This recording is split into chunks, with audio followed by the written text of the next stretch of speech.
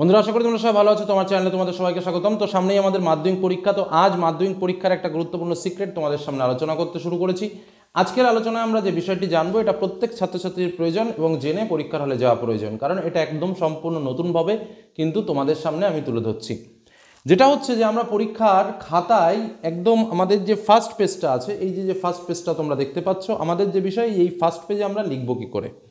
তো স্বাভাবিকভাবে আমাদের কোথায় কী কী লিখতে হবে, কী লেখার আমাদের নিয়ম রয়েছে, সমস্ত কিছু আজ যেমন জানবো, তার সঙ্গে আর একটা গুরুত্বপূর্ণ বিষয় আমরা জানবো, যেটা হচ্ছে যেটা সম্পর্কে কেউ আলোচনা এর আগে পরে শুনেছো কিনা জানি না, বা পরীক্ষার হলে যেটা আমাদের পড়ার সময় হয়ে ওঠে না, বা পড়তে গেলে অ্যাকচুয়াল সময় পাওয়া যায় না, সেখানে কি কি লেখা আছে সেটা হচ্ছে, আমি এটা জাস্ট একটু দেখো কি লেখা রয়েছে। ইনস্ট্রাকশন টু এক্সামিনি, অর্থাৎ পরীক্ষা দেবার জন্য কি কি নিয়ম কানুন রয়েছে, সেই নিয়ম কানুনগুলো আমাদের এখানে কিন্তু উল্লেখিত রয়েছে।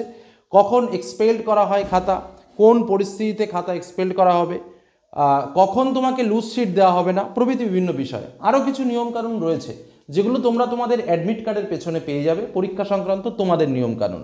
আর কি নিয়ম কানুন করলে কি কি ঘটতে পারে সে বিষয়টাও আমরা জানবো, কারণ এখানে ইনস্ট্রাকশন টু এক্সামিনি, এক্সামিনিদের কি কি দেখার দায়িত্ব রয়েছে সেটাও কিন্তু তোমাদের জানা উচিত, কারণ যেগুলো জানলে তোমাদের অনেকটা সুবিধা হবে এবং বিষয়গুলো মানে থেকে বিরত থাকা কিন্তু অনেকটাই বেটার, কারণ এখানেই কিন্তু তার অনেক অনেক বিষয়গুলো থাকে। তার সঙ্গে যেটা মুখ্য আলোচনা, যে আমাদের এই যে ঘরগুলো রয়েছে, কোথায় কোন ঘরে আমরা কি লিখবো সেটার একটু ডিটেলস জেনে নেব।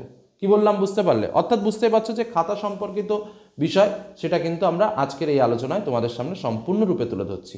তো আলোচনার সঙ্গে থাকো, বুঝতে থাকো এবং প্রত্যেকটা বিষয় কিন্তু প্রয়োজনে একটু নোটস করে নাও, যারা একটু কম বোঝো। আর যারা একটু বুঝতে পারো বা পড়াশোনার মধ্যে আছো, নিজের জিনিসটা ঠিকঠাকভাবে জানো, তাদের ক্ষেত্রে একবার দুবার একটু দেখে নিলেই ব্যাসে না। চলো দেখে নিই মূল বিষয়। প্রথমেই আমি তোমাদের সামনে এমন একটা বিষয় তুলে ধরলাম, যেটা হচ্ছে একটা অ্যাডমিট কার্ড। এই অ্যাডমিট কার্ডের দিকে একটু লক্ষ্য করো, কি দেখতে পাবে দেখো তো। এটা একটু মাথায় রাখো যে তোমাদের একটা অ্যাডমিট কার্ড দেওয়া থাকে, দিস টাইপ, এই টাইপসেরই দেওয়া থাকবে, ঠিক আছে। স্বাভাবিকভাবে তোমরা পরীক্ষার ঠিক এক সপ্তাহ মতো আগেই কিন্তু অ্যাডমিট কার্ড পেয়ে যাবে। সে যেমনই অ্যাডমিট কার্ড পাও না কেন, ডিজাইন যেমনই থাকুক না কেন, তোমার অ্যাডমিট কার্ডে দুটো বিষয় পরিষ্কারভাবে উল্লেখ থাকবে। এক নম্বর বিষয় হচ্ছে রোল, এবং পাশেই দেখবে এরকমভাবে দেওয়া রয়েছে নম্বর। কি বললাম? রোল এবং নম্বর, এই দুটো বিষয় তোমার কিন্তু অ্যাডমিট কার্ডে থাকবে। এবং তার সঙ্গে অ্যাডমিট কার্ডেই উল্লেখ থাকবে রেজিস্ট্রেশন নম্বর, এরকমভাবে একটা নম্বর দেওয়া থাকবে, সেম নম্বর নয় কিন্তু অন্যরকম কোনো না কোনো একটা নম্বর। এই রোল এবং নম্বর দুটো কিন্তু আলাদা জিনিস এবং দুটো কিন্তু আলাদা জায়গায় লিখতে হয়। এবং এই রেজিস্ট্রেশন নম্বরের মাঝখানে দেখবে একটা ছোট্ট করে এরকমভাবে একটা দাগ দেওয়া থাকবে, ছোট্ট করে এরকম একটা দাগ, এটা কিন্তু তোমরা পাবে। তো এই টাইপসেরই কিন্তু তোমাদের একটা অ্যাডমিট হবে, এবং অ্যাডমিটের রোল বলে এরকম একটা নম্বর থাকবে, নম্বর বলেও এরকম একটা নম্বর থাকবে, রেজিস্ট্রেশন নম্বর বলে এরকম একটা বিষয় কিন্তু তোমাদের অ্যাডমিটে আছে বা থাকবে। অ্যাডমিট যারা যখনই পেয়ে যাবে তখনই তোমরা এটা দেখতে পারবে। এবার দেখো মূল বিষয়টা কেন দেখিয়ে নিলাম, কারণ এই বিষয়টা আমাকে অনেক দেখানোর বা বোঝানোর প্রয়োজন রয়েছে, তাই। কারণ আমাদের খাতাতে যখন আমরা আলোচনা করব তখন আমাদের এই বিষয়টা অবশ্যই অবশ্যই আলোচনার মধ্যে আনতে হবে। এবার আমি আসি মূল খাতাতে, এবং খাতাতে আমরা বিষয়টা আরও পরিষ্কারভাবে বুঝিয়ে দিই। দেখো এই যে জায়গাটা, স্বাভাবিকভাবে এই যে জায়গাটা রয়েছে দেখো, লুজ শিট নম্বর। আমি একদম খাতার ওপর থেকে আসি।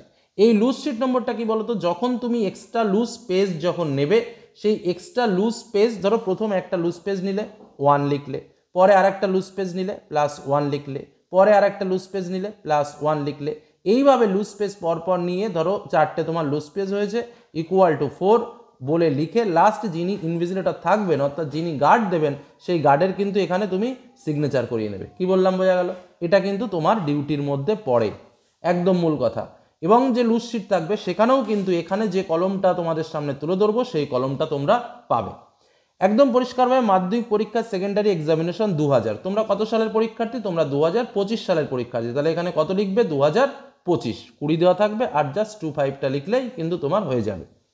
সাবজেক্টের ঘরে অনেকে বলে স্যার বাংলায় লিখবো না ইংলিশে লিখবো, কোনো রকম কোনো সমস্যা নেই, তুমি বাংলায়ও লিখতে পারো, ইংরেজিতেও লিখতে পারো। যেহেতু এখানে বাংলা, এবং তার সঙ্গে যেটা তোমাদের আমি বোঝালাম যে তোমাদের অ্যাডমিট কার্ডে, কথাটা খুব ভালোভাবে বুঝবে, যেহেতু তোমাদের অ্যাডমিট কার্ডের সমস্ত জায়গাতেই কিন্তু ইংলিশ লেখা থাকবে। এই যে অ্যাডমিট কার্ড আমি তোমাদের দেখালাম, এই অ্যাডমিট কার্ডে দেখো সমস্ত জায়গাতেই তোমরা ইংলিশ পাবে।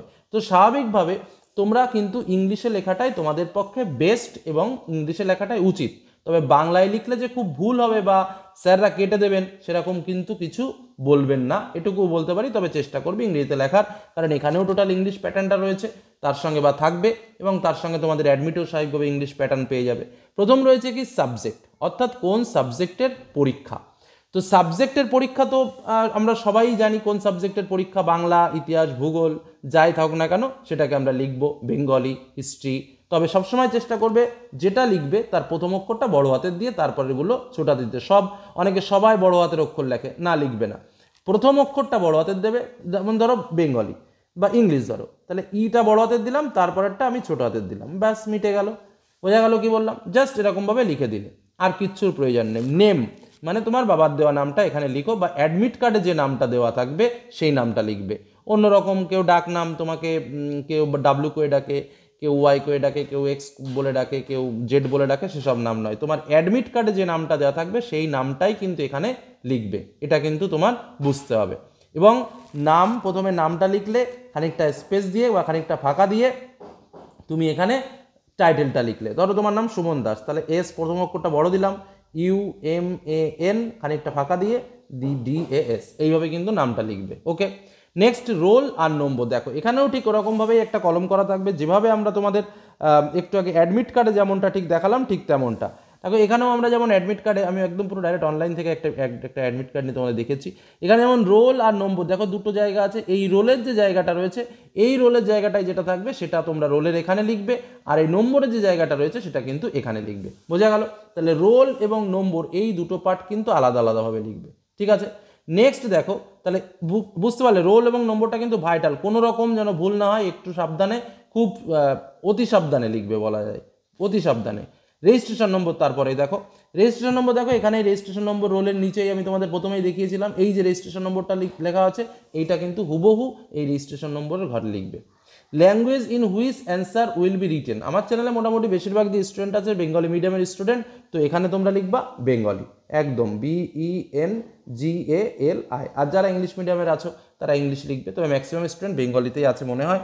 তো যাই হোক, তুমি কোন মিডিয়ামের পড়াশোনা করো অবশ্যই কমেন্টে জানিও। তো এইটা কিন্তু বেঙ্গলি লিখলে, এইভাবে আমরা এই জায়গাটা ফিল আপ করবো, ঠিক আছে?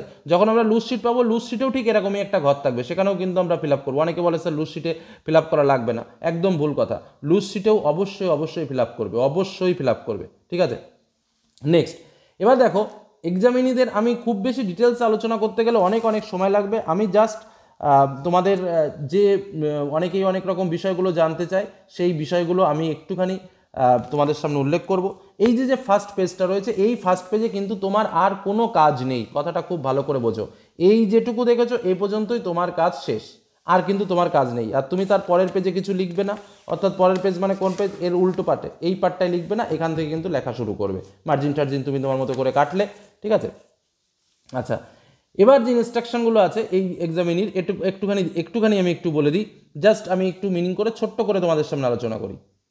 প্রথম নিয়মটা যেটা বলছে কি, যে একদম সহজে আমি বাংলাতে বলছি, যে এডুকেশন পরীক্ষার জন্য বিভিন্ন প্রকার নিয়মকানুন রয়েছে। সেই নিয়মকানুন এবং ইনস্ট্রাকশন অনুযায়ী ওয়েস্ট বেঙ্গল বোর্ডের যে নিয়মকানুন রয়েছে সেই নিয়মকানুন অনুযায়ী পরীক্ষা নেওয়া হবে। এবং এই লাইনটা একটু তোমাদের বলি, by law printed on the reverse of admit card shall be strictly followed. এবং তোমাদের অ্যাডমিট কার্ডের নিচে দেখবে কিছু নিয়মগুলো লেখা থাকে, সেই নিয়মগুলো অবশ্যই মেনে চলতে হবে, ঠিক আছে? নেক্সট 2 নম্বর যেটা বলছে, এটা তোমাদের জন্য খুব ইম্পর্টেন্ট।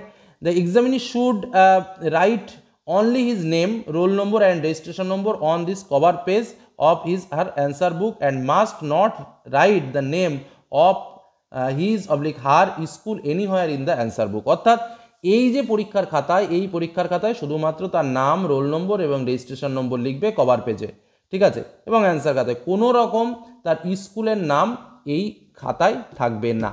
বোঝা গেল কি বললাম? এটা কিন্তু সেকেন্ড অপশন। নেক্সট কি বলছে, নেক্সট যেটা বলছে যে on both side of the paper, আমরা কাগজের এই এক পাশে কিন্তু লেখা যাবে না। এই যে কাগজটা রয়েছে না, এই কাগজটা দুপাশেও লিখতে হবে, এই পাশেও লিখো, এই পাশেও লিখো। কোনো পেপার যদি বাদ যায় তাহলে তাকে এক্সট্রা সাপ্লাই পেজ এক্সামিনি নাও দিতে পারে। Invigilator who shall perform all formalities before supplying them to examinee, মানে এক্সামিনি কিন্তু খাতাটা দেখবেন যে তুমি খাতাকে সব লিখেছো কিনা, সেটাকে তিনি করতে পারেন। নেক্সট যেটা রয়েছে দেখো, কিছু কিছু পেজে আমরা রাফ করি, তাই না? সেই রাফ পেজগুলো কি করবে, তুমি করার পর এরকমভাবে লম্বা করে কেটে দেবে। ঠিক সেই কথাটা এখানে লেখা রয়েছে, pages of answer book used of making notes calculation must be cancel by drawing a line through each such page from top to bottom. No answer should be written in page thus used. অর্থাৎ যেটাতে তুমি rough করবে সেই পেজটাতে একদম উপর থেকে নিচে করে একটা কেটে দেবে। নেক্সট, এইটা কিন্তু একটা ভারী ইম্পর্ট্যান্ট একটা পার্ট, সেটা এবার বলি। এই যে এখানে যে বিষয়টা বলা রয়েছে, একদম সহজ কথায় যদি বলতে হয়, কোনো পেপার, যেটা লুজ শেড পেপার বলো বা এই যে লেখার পেপার বলো, তোমার কাছেই থাকবে, তোমার থেকে অন্য কোথাও যাবে না। এমনকি তোমার পেপার তোমার কাছে থাকা সব মানে থাকা ছাড়া যদি অন্য কোথাও যায় বা অন্য কোথাও বেরিয়ে যায়, ঠিক আছে, বা তুমি ধরো কাউকে দিয়ে দিলে, বা তোমার ঘর থেকে বাইরে বেরিয়ে গেল, বা তোমার খাতা তোমার বন্ধুর কাছে পাওয়া গেল, এই রকম বিষয় যদি কখনো হয়, তাহলে কিন্তু তোমাকে কি করা হবে, ডিসকোয়ালিফাইড অ্যান্ড এক্সপেলড করা হতে পারে পরীক্ষার হল থেকে। All work must be done in the answer book provide and then page of the book must not be turn out. বোঝা গেল? এই জায়গাটা কিন্তু খুব সেন্সিটিভ একটা জায়গা, ঠিক আছে। তারপরেও আরও বিভিন্ন নিয়ম রয়েছে। দেখো, তারপরে যে নিয়মগুলো রয়েছে তার মধ্যে কিন্তু অনেক কিছুই রয়েছে, আমি আর অতটা পড়ছি না, খুব লং হয়ে যাবে। এইটা একটু পড়ি। যদি তুমি তোমার খাতায় উল্টো পাল্টা কোনো ড্রয়িং করো, যেগুলো একটু নোংরা টাইপের ড্রয়িং বা ফিগার, সেই ধরনের কাজ যদি তুমি করো, তাহলে কিন্তু তোমাকে ডিসকোয়ালিফাই করতে পারে পরীক্ষার হল থেকে, ঠিক আছে। তারপরে মোবাইল ফোন বা কোনো ইলেকট্রিক গেজেট স্বাভাবিকভাবে তোমার কাছে থাকবে না। আর যে বিভিন্ন বিষয়গুলো বলেছি, সেই বিষয়গুলো স্বাভাবিকভাবে তোমাদের আগেও বলা হয়েছে, বা অতটা বেশি ইম্পর্টেন্ট নয়, সেগুলো তোমরা করো না। আর পরীক্ষার হলে অ্যাডমিট কার্ড এবং রেজিস্ট্রেশন সার্টিফিকেট অবশ্যই কিন্তু নিয়ে যেতে হবে। অ্যাডমিট কার্ড এবং রেজিস্ট্রেশন সার্টিফিকেট না নিয়ে গেলে কিন্তু হবে না। এই কথাগুলো মনে রাখবে। আর কীভাবে লিখতে হবে সেটাও তো তোমাদের সামনে অবশ্যই করে শেয়ার করলাম। তো এই হলো আমাদের আলোচনা। ভালো লাগলে লাইক করো, তোমাদের সঙ্গে শেয়ার করো। যারা চ্যানেল নতুন সাবস্ক্রাইব করোনি, সাবস্ক্রাইব করে রেখো। কোনো কিছু জানার আরও প্রয়োজন হলে অবশ্যই কমেন্ট বক্সে কমেন্ট করো। ধন্যবাদ।